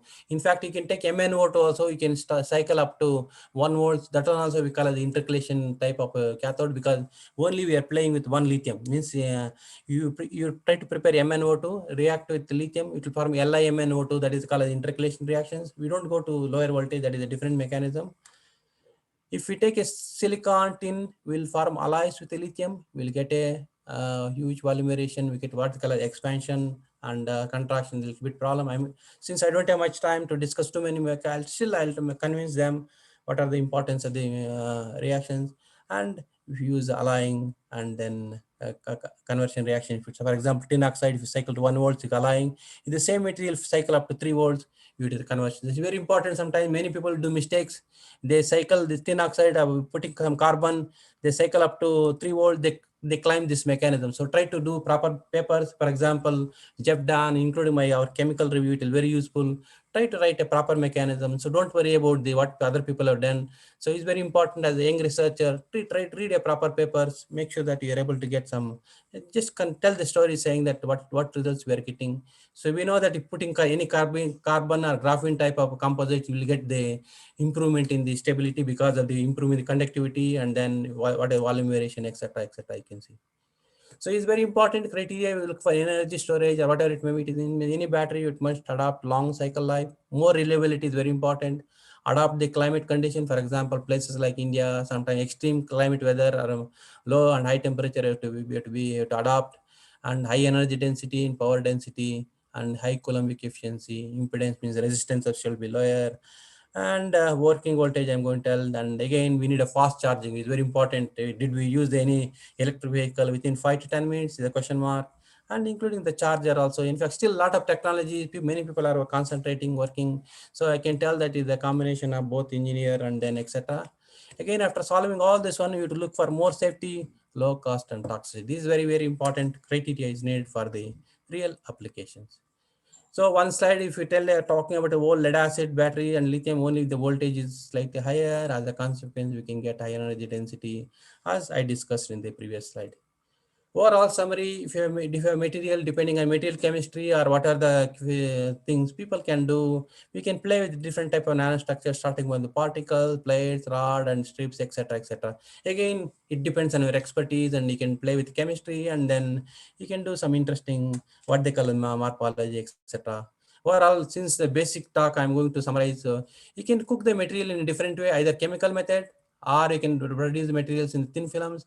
Again, thin films, we can get a small quantity, a little bit difficulties are there. That's why mostly adopted for in a battery, large scale materials, we to look for the chemical method. Since I don't have much time, maybe one molten salt method I can tell some importantly. And sometimes we work with ceramic material, for example, spark plasma sintering or hot press or some other things take into consideration. Again, it's very important, any students are doing, make sure that you do a proper reaction. For example, charge and ionic radius is to match so that you won't dope anything. Make sure that these are the important criterions to be solved. That's why you have to look into this one. Again, characterization techniques are concerned. I think, yeah, according to me, X-ray is a fingerprint. It is very important for all the material researcher. Anybody can use without X-ray. I think it's difficult to do with the characterization techniques. And especially thin films are concerned, I think we need a Rutherford backscattering spectroscopy, and nuclear, if it is lithium material, nuclear reactions are needed, and some other well-known technique, especially if you're working in magnetic properties. I think we need a magnetic studies applications, skewed magnetometer, etc. Again, remember, since we are the researcher, we cannot do one person in all the techniques. Still, we need a collaboration or what the expertise, and we have to share our thing within the faculty or within university. I think that is very important for the any researcher to survive. Luckily, since I was always, I love myself. What is the importance? Since I used to operate XRD, I used to run that way. My life was very easier. And I look into the chemical method, make sure that I don't need to depend on other people. I used to do my own chemistry for the last 20 years. So I've been screened more than 300, 400 new materials. Among them, few materials are new and be published, and some materials are not able to publish because of not good performance. Although due to my more than 15 years of journey, I think in the area of solid new materials, I think we look into the interesting materials that will be very useful for the applications. Again, you can do, these are the various characterization techniques. I told it is surface area and solid state if you want a fancy technique. And sometimes Raman, if you want to see the bond, for example, in situ XRD you can do, and particle size evaluation, etc. I think XRD is one of the useful techniques. So if you have this XRD tube and your detector, and it is your sample with, according to Bragg's law, by the scattering technique, the diffraction will occurs. By knowing the 2D sin theta n lambda, we can calculate the, suppose if it is a amorphous materials or crystalline or nanocrystalline, depending on the local range of ordering. And then you can do unit cell evaluation, Rydwell refinement, and then we can calculate the crystallite side, etc. Again, if you based on the TM and XRD, we can do, if it is amorphous like that way, if it is nanocrystalline, and sometimes depending crystallinity will change. So usually you take a distance, a diameter divided by 2, 1 over D, you will give and make sure that whatever the distance we are getting and compare closely with the D value obtained by the XRD. That's why both techniques are. And it is one important thing, since my session chair is a physicist and thin film person. So I'm going to tell that if you want to work with thin films, according to my experience, RBS is the best technique to know the composition and thickness. So since it's very useful, in fact, this was discovered by Professor Rutherford, sir. Okay, since in fact he's when he was in Canada, McGill University.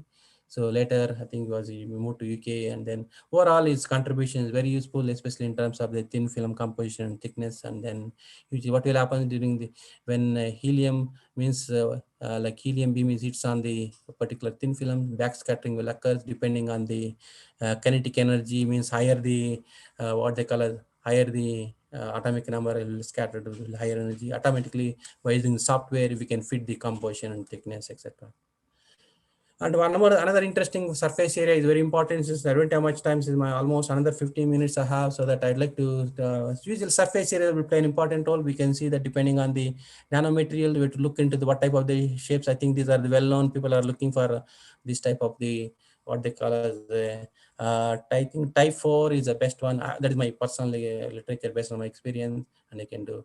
In terms of electroanalytical techniques, we need a battery tester, impedance analyzer, and nowadays with one instrument you can do all in one also possible. For example, impedance analyzer, if it's a solid electrolyte, we need a nice high temperature setup. In fact, it is very nice. Or if it's a magnetic person, we need a cooling setup. So make sure that during cooling, how the conductivity resistance is going to happen. So another interesting thing is that how we can do, for example, calculate the capacity is nothing but how much time is taking from this voltage to this voltage multiplied by current and divided by mass of the material. So another interesting electrochemical technique is cyclic voltammetry. In fact, clearly I can tell that cyclic voltammetry technique is very useful to know the reversibility, means positive and negative current. As a layman explanation, so it is very useful to know the redox couple as well as some phase transformation, etc.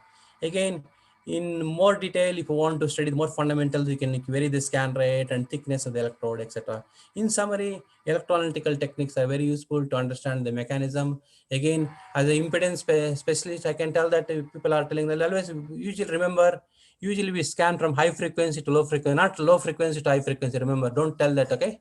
So usually impedance, how it will do is that we can scan with high frequency from starting from 0.35 or depending on the megahertz to usually per battery people will go to like low, nearly 2 to 3 millihertz. That's why it will take one spectra will take more than half an hour. For example, solar cell with the previous speaker only for him is I think he stopped somewhere here, so that you don't require much time depending on the reason, like materials or grain. So people scan the frequency. So again remember, because surface film resistance, charge transfer, and bulk and Warburg. So again, it's very complex. If really anybody is interested, in fact, we published very extensive work in the area of impedance spectroscopy. In fact, please, if you want, please refer our work, as well as some well-known group from Professor Arbach from the Israel. I think they're also interesting contributed this area. In summary, impedance spectroscopy is very sensitive to the cycle number or voltage and type. So don't tell that sometimes, okay, you have to do, anyway, it will take some time because we want to do. So one example, if you see that if it is from layer type compounds, the resistance vary depending on the you doing charge with various voltage or cycle number, etc. In fact, that good work, all this one, it will take some time for you to report. It is not like it is sometimes it really takes a lot of time to understand what is going to happen and with respect to the voltage, etc. So one example, since a lot of chemical engineer catalysts are working, I think I noticed that carbothermal reduction method is very important technique. Suppose you want to usually use a tube furnace like this way, you can put your metal oxide or anything you want to. Suppose your chemical engineer or photocatalysis people, they want to use some carbon composite. You take respective metals or metal oxides, put it in the carbon or graphene or whatever it may be, and put it in the furnace. Depending on temperature, heat is at 650 to 850 degrees. Just is like we have to reduce this one. Sometimes people want to do, you can use hydrogen, ammonia, argon, and nitrogen, depending on what is the requirement. For example, nitrogen doping, I can call as some cases a really doping. It is like sometimes like composite, okay? Or sometimes you use urea sources and nitrogen, you can do, and you can do interesting, what they call a solid state chemistry like that way. Overall, is in summary, I can tell depending on expertise, depending on facilities, you can do very interesting solid state chemistry or materials, whatever the way you want to do, you can prepare like that way. So due to time limitation, I'm not discussing too many. Only one example related to my energy storage is lithium vanadium fluorophosphate. In fact, here vanadium 3+ to 4+ is a Rox couple. And interestingly, we try to prepare sample as by using the XRD diffraction. We characterize and then make sure that we are able to get a proper desired phase, and then we can check the. So this is the way electrode can fabricate. Usually say it takes 70, 15, wait for 3. The usual practice, or if you want to use the 80, 10, 10 also you can use. And finally coat it, and if it is cathode, use aluminum foil, anode, use a copper foil, roll it and get a skin cell, and then this one finally use this one for the glow box. It is very important. Usually, for example, if you go for large scale industry, all these are all lab scale. Suppose if you go for industry, everything is automated. So all this one do by in steps. So in mainly they try to prepare nearly 1 kilo, 2 kilo batch. Like irrespective, they also do with a small scale kind cell, make sure that they're able to produce the desired phase. As academic researcher, I think for you it is more than enough to understand. And once you get a desired phase, you can do the thing. Interestingly, how you can make a kind cell, you can put this coated electrode and separator and lithium metal, and finally electrolyte, few drops of electrolyte, and finally press the cell. So these are glow box, all this one you try to glow box, and we need a punching tools, make sure that the cell should be good contact, and you can do interesting electrochemistry. So this is one example. So vanadium flow, I told you the why vanadium flow always should look for new material, look for high voltage, reasonably 4.2 volts we can get as a consequence, and also nearly 6 months we run the battery, and reasonably good cycling stability, and also we check the impedance as well as the XC to XR to make sure that how the structure is same after cycling or not. So this is very important for the solid state chemistry. In summary, what we learned based on this one, so always I suggested that if it's good cathode material, anything, look for the voltage is very important. That's why we're happy, and high energy density, etc. Again, we use this carbo and hydrothermal approach. You can do very interesting things like graphene, like fillet graphene or whatever it may, manganese oxide. And interestingly, for metal cluster come manganese, molybdenum clusters, and molybdenum oxide, etc., etc. I can do. So in summary, interestingly, people are asking that previously, if you use a graphene, you may get very high capacity depending on carbon or sequences, surface area. Overall, this is not really useful for the application. Remember, you want to use any graphene or anything, we have to get a plateau like the graphitic potential. That's why always people claim that graphene can be used. Only graphene people are using as a current collector for the. In summary, I think people can use it for graphene, for other type of the composite, etc. Again, solar cell is not my interest since people are already expert in. In fact, yesterday some people I attended some talk. People are telling about this some doping. I think based on my experience, try to dope, especially few things. Maybe manganese, it will go to maybe 10% or 5-10%. And these are the few. This paper people are interested. I think we published in the RSC Advances in 2015. Okay, people can refer, and then the molten salt of, in fact, as a battery person, I still people are working photocatalysis. I think this technique may be useful for your thing. In summary, the molten salt approach, we can take a respective lithium nitrate, titanium oxysulfate, put in alumina crucible, heat at various temperature, wash with water. We'll get a respective white semiconductor crystalline powder. In fact, we play with respect temperature depending on salt. I don't have time to discuss too many details. And we can get a respective, for example, is anatase phase, nano, and then rutile phase with high temperature, etc. So these are the lattice parameter, and surface area is nearly 200 meters square per gram. And again, as you know that if high temperature, automatically surface area will decrease. So that is normal. And as a consequence, we can see the similarly trend with the TM. So interestingly, if you go for nano size to micron size, we can see the decrease of capacity.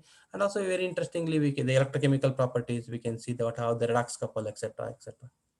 In summary, I think people have been a lot of only academic research are looking for. In fact, already commercialized. We don't need to do too much academic research. People are looking for example, organic and depending on chemistry. Since my interest was just to give the sample collaboration. In fact, this work with mechanical engineering. So I think some people have been looking into our prepared sample.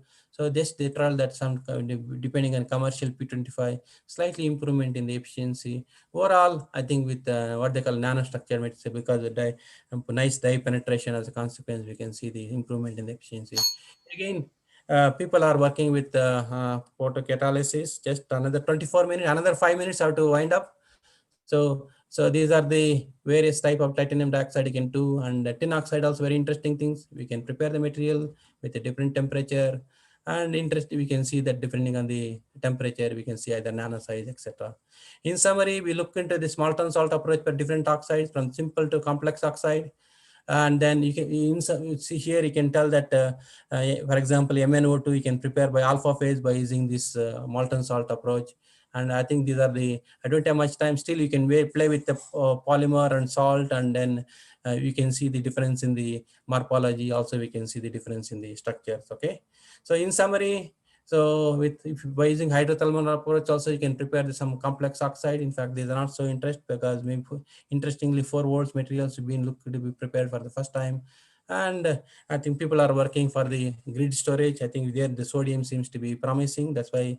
So again, some limitations are there. I don't have much time to discuss for you. So again, in terms of voltage, energy density will sodium compounds slightly lower when compared to lithium. This is very important for the again the stability of the material. And this one example, if you go for so these are the compounds already reported. Only I'm telling that so rate capability, these materials have been looked at. Again, you since there is a lot of nanostructure we use of the chemistry, you can do interesting if you want to play with alloying, de-alloying reactions again. So these are the new materials being contributed to the community. In fact, the early work with Japan and Canada, I think red belongs to our group. In fact, some of the new materials being contributed into the society. And interestingly, these are the voltages have been predicted. And so you can see if you go for nano size, the new materials have been explored in the literature. Again, I think the previous speaker talked about one slide because some talks I listened to them. So many spinels have been looking at graphene oxide. Then what my own point is that the main issue is not the capacity now. Issue is that anybody them tricks to reduce the voltage histories. For example, the 0.152 reduced to 0.5 or 2 pi is really challenging. If you have anybody have good luck, still manganese containing what they call Mn3O4 or Mn2O3, slightly lower voltage histories when compared to the other spinel type oxide. Okay, then my challenge is with young community that if you have any tricks to reduce the from this discharge to lower voltage is a good question mark. I think that is very important to look into this area. Again, if you try to prepare nitrides, again same problem. We get high capacity, and these are the new materials we've been looking into literature. And then if you take nano, seems to be better when compared to the bulk. And then again, vanadium and chromium nitrates seems to be not promising. Again, another example is the layer type, what they call titanium containing is what they call intercalation among them. Li4, Ti4 is one of the promising material. Since I don't have much time to discuss on supercapacitor and sometimes electrocatalysis, and sometimes you can do other type of batteries, especially solid electrolyte, etc. And anyway, so overall aluminum also here also you can do. Interestingly, the material recovery is very important. In fact, we know that future predicted is we are running a lot of electric vehicle in future. I think we have to recover the material is very important to reduce the environmental pollution. I think people can do either by direct approach, hydrometallurgy approach, and pyrometallurgy approach, etc. What we usually will do is we discharge the pack and go to dismantling, do pre-treatment by using the either chemical or pyrometallurgical approach, and our direct one, just put them lithium and try to re-prepare and reuse it. In fact, these are each technique has advantage, disadvantage among them. Pyrometallurgy is a little bit more advantageous, and this technology has been demonstrated in different parts of the world, including Europe, as well as especially like in USA, etc. So anyway, since my time is going up and I have to wind up in another 2 minutes, just I would like to tell that story. Still, you can, for example, this type cathode, if we do with carbon, we will get a recovery of the material. In fact, that is very important. Material recovery is very important for the real application. So in fact, these are very many materials we will look into literature, and I don't have time to discuss too many things. In conclusions, efforts have been made with various things. So especially among them, materials are promising. And long-term overall summary is that the cooperation scientists and engineers are needed for especially large-scale batteries.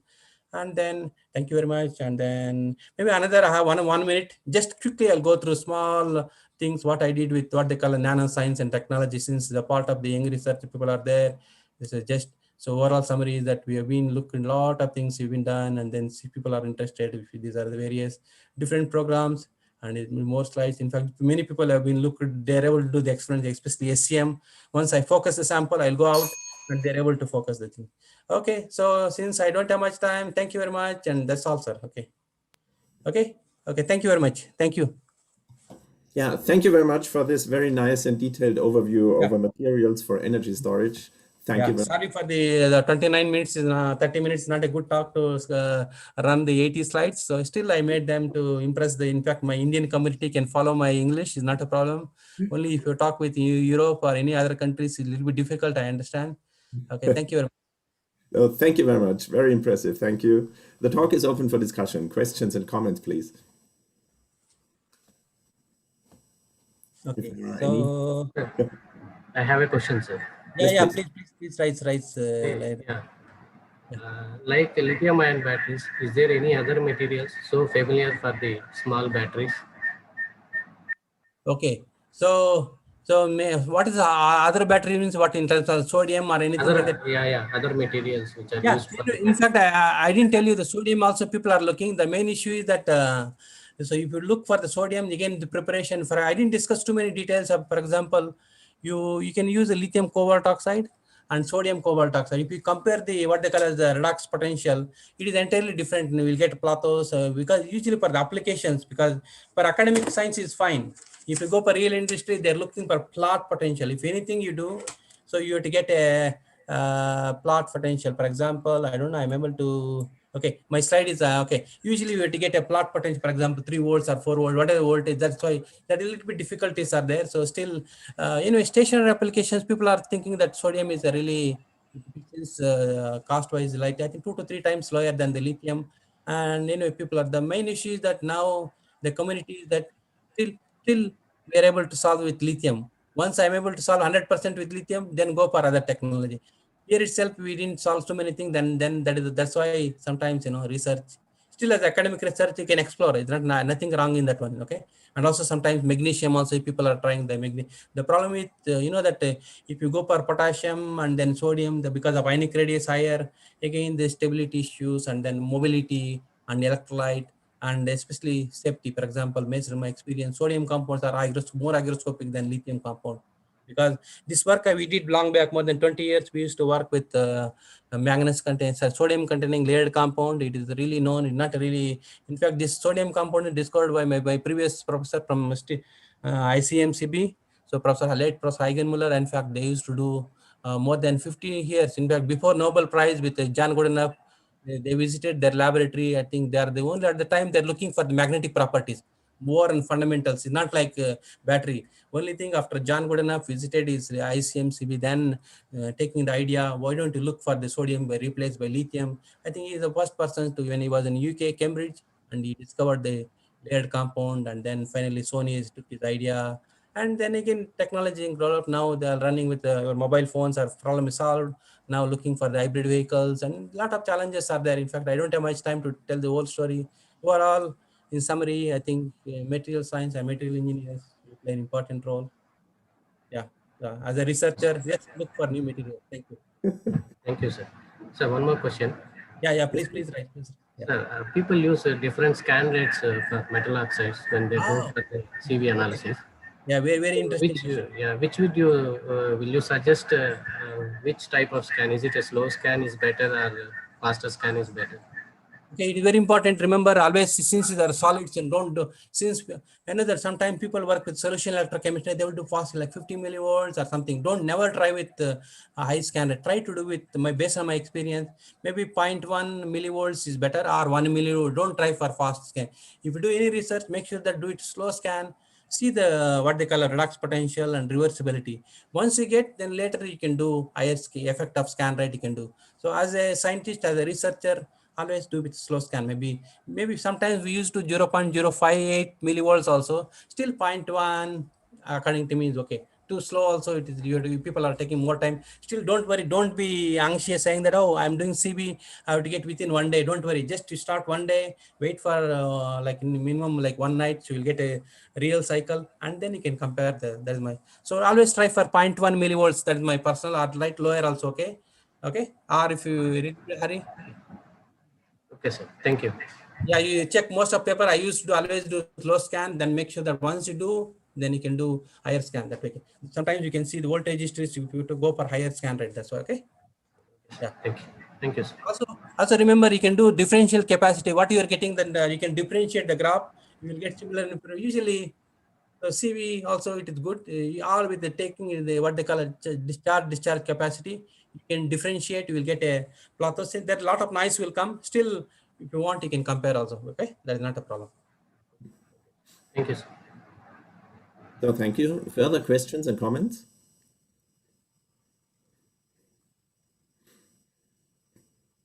May I ask one? Yes, sir. Two questions.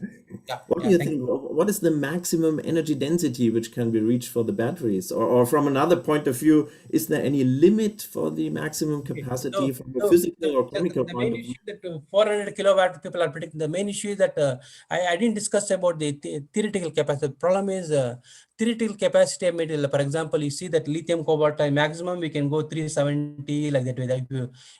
In practically will not go to more because of a safety issue. Nowadays, nickel rich compound, I think 200 meters per milliamp per gram like that they're going for maximum. So the main issue is that there is a limit, because based on theoretical capacity, we cannot do too many lithium also, because it will not, like our stomach, so we have some capacity to absorb. So if it is more, it will not accept. That is a little bit difficulty. So, okay. Yeah. No, okay, thank you. Yeah, anyway, I didn't discuss about the theoretical capacity. The maximum theoretically, if any material. So in fact, I thought it like I didn't give much time. I didn't discuss that one. So based on theoretical capacity, for example, nickel rich, all this one people have been still based on my experience with the battery community, all the people. So they're not bothering about getting whatever is there. Just be enjoy. So if you whatever is just a dream. If you're not able to solve whatever is, then it is a little bit difficult. That's why people they're not bothering. Okay, don't worry. Take the existing capacity, make sure that improve the safety, improve the reliability. They want trust, That's why a lot of German, so many, you're especially a lot of Fraunhofer and the Max Planck and then some battery, especially Martin Winter. I think they're extensively working on different type of approaches, the integration of battery, so many things. In fact, I can tell it is a very big, a lot of overcrowded research is doing, and it depends on expertise. For example, people have a lot of things, people are concentrating different areas of that. Okay. Yeah, thank you very much. Thank you. Thank so you. Are there further questions and comments? So if anything, then I have another 2 minutes, 3 minutes. If it is there, I'm not in a hurry.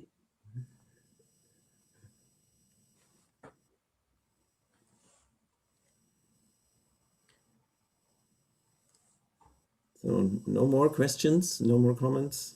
What about the organizers? No? So what time, when are you presenting, sir, your talk? So I'd like to, if I'm free, I'll try to attend. You already presented. You mean me? My talk? Yeah. My talk will be tomorrow.